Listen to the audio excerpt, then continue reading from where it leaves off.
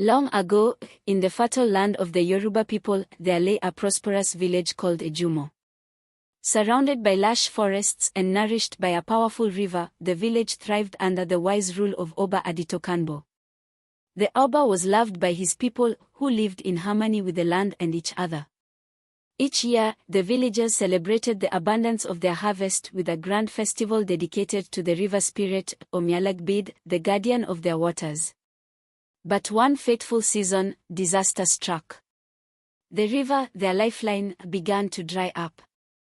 The once thriving waters turned to a trickle, and the fertile fields began to wither. Panic spread through the village as the livestock weakened and the crops failed. The elders sought answers from the oracle, Babalawo Akanbi, who communed with the spirits. After hours of chants and divination, the oracle delivered grim news. The great serpent Ajanikan, guardian of the river's depths, has placed a curse upon these waters. It demands tribute for a past offense unknown to us. Only a hero with courage and wisdom can confront the beast and restore balance. Fear gripped the villagers. Ajanikan was no ordinary serpent. It was said to be as large as a tree trunk, with scales that shimmered like molten gold and eyes that glowed like embers in the dark. None dared face such a creature, none, except Adebayo. Adebayo was not a warrior but a humble farmer.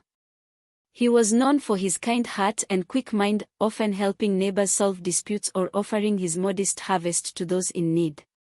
When he stepped forward to volunteer, the villagers were astonished. "Adebayo, this is no task for a farmer," cried his mother, tears streaming down her face.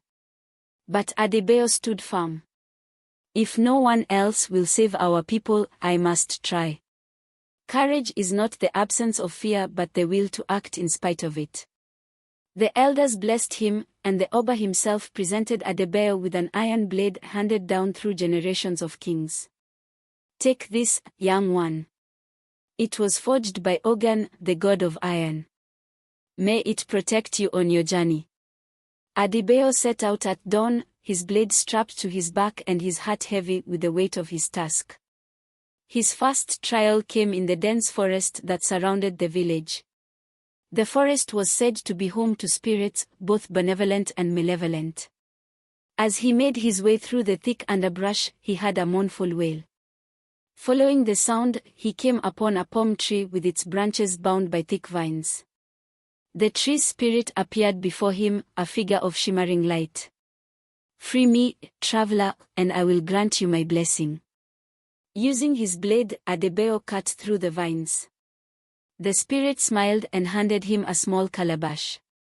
"This gourd contains the essence of resilience. When you face despair, drink from it to find strength." Adebayo thanked the spirit and continued on his way. His second trial came when he reached a dark swamp. As he waded through the murky waters, a trickster spirit, Esu, appeared, laughing. "Turn back, mortal. The serpent will swallow you whole. But if you give me that blade, I will grant you safe passage back to your village." Adebayo refused, knowing the blade was his only hope. He spoke with wisdom, offering Esu a riddle instead. If Esu solved it, Adebayo would turn back. If not, Esu must let him pass unchallenged. The trickster agreed but could not solve the riddle, and Adebayo crossed the swamp unscathed. At last, Adebayo reached the riverbank where Ajanikan lay coiled, its golden scales glinting in the sunlight. The serpent's eyes fixed on him, and its voice rumbled like thunder. "Who dares disturb me? I am Adebayo of Ejumo, and I come to lift the curse you have placed upon our waters. Release us from your wrath."